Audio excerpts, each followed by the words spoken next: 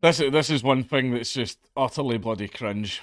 Right, this is utterly cringe, and it's made me lose a hell of a lot of respect for the guy. Like Brendan Schaub already was a little bit of a meme, right? Like people like to like make fun of him and all that type of stuff. But someone on YouTube has been making fun of him and using clips of things he said and stuff like that to make fun of him. And Brendan Schaub, even though he uses clips like on his own show, like other people have created, copyright claimed the guy in order to get the videos taken down because it seems that Brendan Schaub can't handle being made fun of. And then what happened was the guy went to appeal the decision because he's like, these are fair use. And Brendan Schaub has now begun legal action against the guy, even though the footage the guy used fell completely within fair use. Cancel culture hater Brendan Schaub is suing a small YouTuber. Brendan Schaub has had the most interesting career trajectory, notwithstanding his meteoric rise in popularity and exposure in the last few years. Schaub's star has fallen drastically in recent months. Once the host of two Showtime podcasts, he is now struggling to make ends meet on his newly found network, Thick Boy. On his YouTube House network, Shaub currently features podcasts from various supporting characters in the TFATK universe, his original podcast, in addition to hosting a reboot of Joe Rogan's Fight Companion podcast titled Calabasas Fight Companion. Joe Rogan is not involved.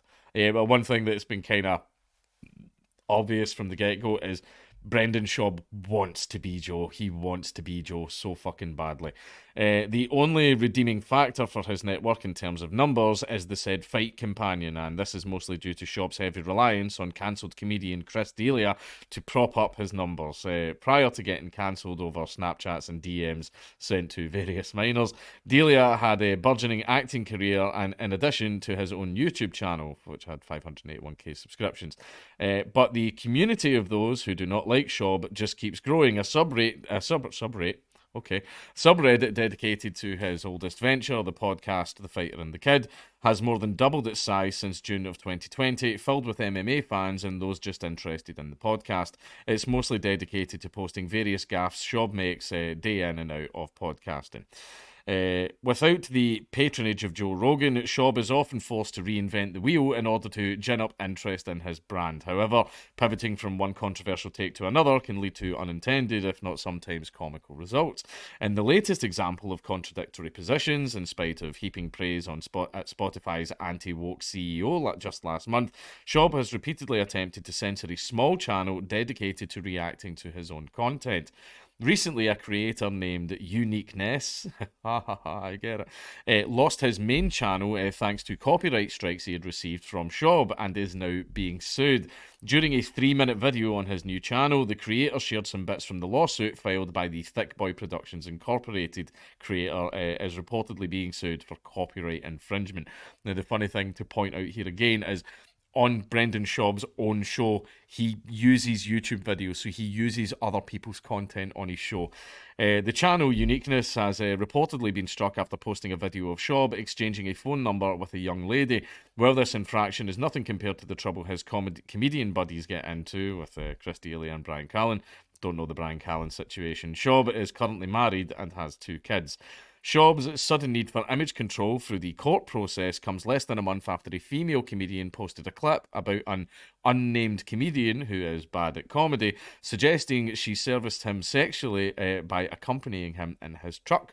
While still unverified, there is rampant speculation in his subreddit that he may be the unnamed comedian. Um, Now, before we judge Schaub for his litigation, it's fair to mention that he's just doing what he's always done, copying Joe Rogan, albeit unsuccessfully. Joe Rogan has been carefully curating his image for years by copyright striking selected content. While Rogan doesn't mind typical commentary, he is more than capable of ending a certain narrative. This was once done when Brendan Schaub asserted Rogan, was slanging dick. Okay. Schaub's aggressive escalation of the situation by filing a lawsuit appears to be cynically calculated. A creator going through the copyright dispute process would take more than 30 days, during which time the channel taken down remains suspended, i.e. the clips would completely lose their relevance. Yeah, whenever you get copyright claimed on YouTube, the video's censored for 30 days, you have 30 days to file an appeal. Then once you've filed your appeal where you're like, no, I want to challenge this, the other person can then say, I also want to challenge this, and after that point, it goes to litigation. That's it. It's off YouTube now. YouTube will still like keep the clip locked and they won't show it and they won't post it. And then YouTube are like, okay, so both of you go away. This is now nothing to do with us now. You go away and have your little trial, and whatever the result of the trial is, you let us know. Right? That's a fair system because YouTube shouldn't be held liable for that. Not to mention, YouTube specifically has a new mechanism, and also just to point out as well, what some creators would do is they would file the copyright takedown, and then you would say, "Oh fuck you, no, I'm going to challenge this," and then the person who filed the claim would wait out the 30-day clock. They would wait it out for as long as they could, and then on the 30th day, they would go, "Nah, it's fine. I'm not going to challenge it. They can post the video now," and then the video gets made public, but they were able to abuse the copyright system and keep that video out of public view for 30 days. That's, yeah, one thing about, YouTube in certain systems it has, utterly fucking broken. Yeah, I know, shocking. Not to mention, YouTube specifically has a new mechanism to allow a creator to be put on notice of a potential claim, whereupon the creator has the option to try and resolve the issue amicably with the claimant, going from being a champion of free speech to a litigious plaintiff looking to protect their brand rather than uphold the sanctity of copyright, cannot bode well for the Brendan Shaub brand. Yeah, this makes Brendan Shaub look really fucking bad.